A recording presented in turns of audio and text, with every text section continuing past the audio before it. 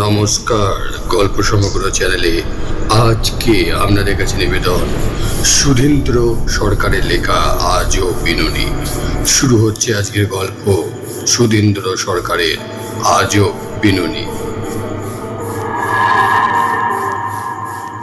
এই শুনো। মেয়েটা বললে। হ্যাঁ, তোমাকে বলছি।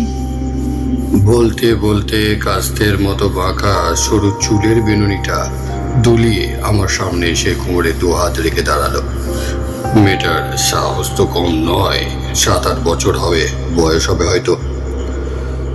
অচেনা ছেলেকে এভাবে ডাকে কেউ, তা আবার ধমকে সুরে। কিন্তু ছোট্ট মেয়েটার কাণ্ড দেখে আমি হেসেই ফেলেছিলাম, বিশেষ করে ওর চুলের বিনুনি দেখে। বিনুনির শেষ প্রান্তটা বাঁকা, আকাশমুখো হয়ে ঝুলছিল মাথার পেছন থেকে। হাওয়ায় মৃদু দুলছিল বাঁকা বিনুনির